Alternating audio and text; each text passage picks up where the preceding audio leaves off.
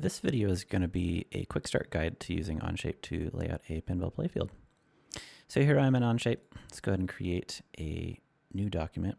Before I do that, I want to show you, I already went and I downloaded this file. This is floating around the internet called sternlowerthirds.dxf. There's another one, a blank playfield. You can use whichever one you want. For the purpose of getting started though, either of those are fine. Anyways, we'll do a new document. So I'll say example playfield. We'll go ahead and create that. So this pops open here, and I'm going to say sketch. I'm going to just choose the top sketch plane. And now I'm going to go over here to DXF, and you can see that when I pull this up, current document is empty, but I can also go into other documents. So if you have not previously uploaded this, you could go to public and you could actually search stern lower thirds, right? Oh, and I've already uploaded it, so there it is. Anyways, let's go ahead and select that. All right, perfect. Yeah, so we select that. And in this case, you can see we brought it in and it's way too small. Now, there's a reason for that, and that is, you can see here that it's kind of strange the way that OnShape does this. When you import a DXF, you have to tell it the units each time you import it, not when you upload it. So in this case, I'm pretty sure it's set to inch. So we'll go back and we'll do that same thing, stern lower thirds. And by the way, since that's a public file, you will be able to do that as well. Let's go ahead and import that. Boom, boom, boom. All right, great. So now we've got this, and all I need to do is come over here and say extrude that. And you can see that when I do, it gives that dimension, and we'll say we want that to be 1/2 inch. Great. So now we have a playfield, and we probably want to name that. So I'll say playfield, and let's just choose that color to make it look not so blue. Great, so there's all this geometry here, and later on, once you get more comfortable with things, you probably will want to come back and customize this, but for now, this is good. So right now, we've got this in a part studio, so I'll just call that playfield, and let's start a new assembly, which we'll just call assembly. So in order to use the assembly, all I need to do here is say insert, and I'm just going to pick that part and say yes, perfect. Now let's say that we wanted to add ball paths to this to sort of start to define where the ball can move. What we want to do is we want to insert a new part studio. The way that I would not recommend doing that is going down here and saying create new part studio. Don't do that. Instead, there's a button up here that says create part studio in context.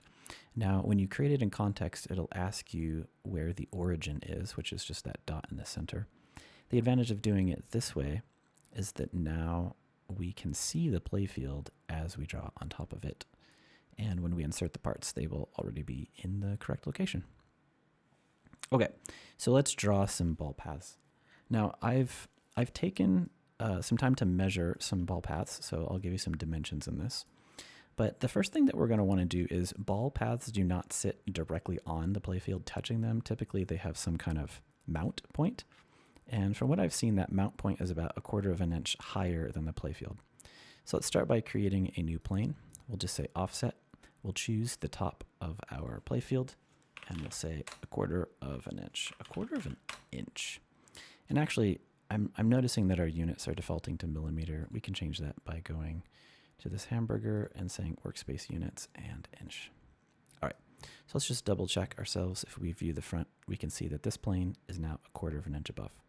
Great, so we can now draw our ball paths here on this. So I'm going to create a new sketch on this plane, view the top of it, turn the rest of that off, and let's just start drawing where our ball paths are going to be. Let's say that we want a big orbit around the backside here. So I'm going to say spline, and I'll just randomly pick in a couple of spots here.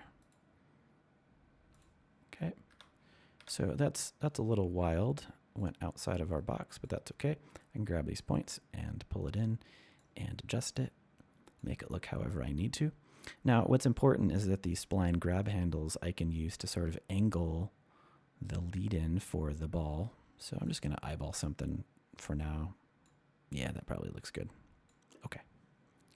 Great, so now that we've got this line, and this line is exactly 1/4 inch above our playfield, we want to turn this into a ball path. And the easy way to do that is just to select Sheet Metal Model. So I'm going to pick that. I'm going to go to Extrude, and I'm going to select that line that we just did. And now I've got something that kind of looks like a ball path. Let's go ahead and give this a name. So we'll say Orbit Ball Path, and we'll change the appearance so that it looks more like stainless steel. If we wanted to draw some more, we don't have to do that process again. We could just go back here and edit the sketch. In fact, let's just call that the ball path sketch. Let's say that we wanted another lane to be over here, maybe. I don't know. I'm just making up stuff. Right? So we draw that. And then if we keep that sketch on, we can just go back to Sheet Metal Model. We can select this blue box here, Sketch Curves to Extrude, and we simply pick that. And we've got another ball path. I'm not going to bother to name that, but let's change the look. Okay, so now there's two things we could do. One is that we could click on Insert and go to Assembly, but let's say that we messed up and we accidentally got out of that. We've just got this. Back here in the assembly, all we need to do again is say Insert, and we'll just pick those two parts, and there we go. So now we are starting to get something a little more Playfield-like. You might also want to insert mechs. You can do that same process. So you go to Insert, and the trick here, of course, is that instead of going to Current Document, you go to Other Document. There's a bunch of stuff out there, but if you click on this Home and you go to Public, now you can search for things. A bunch of the stuff that I have done is public, as well as quite a few models by other people. So let's say, we'll just type in Flipper here real quick. And there you can see that we're starting to get something. We'll type in 3 for a 3-inch flipper. Okay, perfect. So here you can see we've got something that looks like yeah, that looks like what we want. Now, when you insert things, you can see there's these two tabs, Part Studios. Part Studio will let you insert individual parts. You can see the rubber and the bat and the shaft are all separate. But if you go to Assemblies, that will let us insert the whole thing. So here now we've got an assembly. And when you bring in assemblies from other people, sometimes they're not grouped. And so like in this case, if I grab the shaft, I can move it, which isn't helpful. So instead what I'm going to do is you can see that that's the assembly, and I'm going to select all the parts in the assembly, and I'm going to say group. And so now whenever I move this around, the whole thing moves together. Okay. So one thing that we could do here is we could grab this and we could kind of try to position it over where it should be. Right, we can kind of like eyeball wherever it goes and be like, well, that's a little close.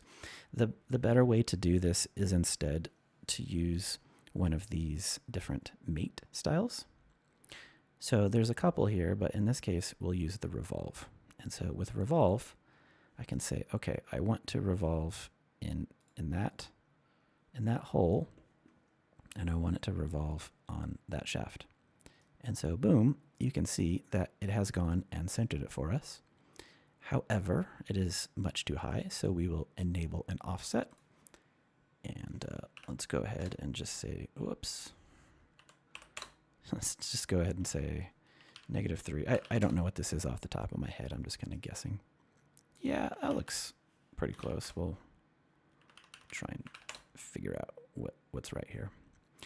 All right, so it's probably 2.15. That looks good. Now, one thing to notice is as we were doing that, the playfield was moving up and down. And in fact, if we look over here, you can see that our ball paths are halfway in the playfield. So I'm gonna undo this for a moment. One of the things in an assembly is that you always want to have one part fixed in the right location. So we'll go over here and I'll select playfield and I'll say fix. And that means that no matter what we do now, the playfield is always going to be stuck in space. So let's create that revolve mate again, and you'll see that this time it does not do that. So this time the flipper moves, but the playfield stays the same. I think that was 2.15. Yeah, cool. So there we've got that set, and now what's neat is you can see that I can't move it around because it knows it needs to stay centered on that hole. However, because we did a revolve, I can make it revolve and see the range of motion. Now, if you wanted to get fancy there, you can see how when I have chosen it here, it allows a full rotation. I could set some limits on it, or I could limit the range so that it only moves what the actual flipper does. It doesn't matter to me, but maybe you want to set that up. Anyways, this is basically the process. I've shown you two things. One is how to create a new part studio in context and to draw parts that you then insert. And the second is how to insert existing assemblies that other people have designed. This is basically, that's like all you need to know. If you know those two actions, you can assemble and create your own playfield with parts and ideas that you may have. All right, that's it. Thanks, everyone.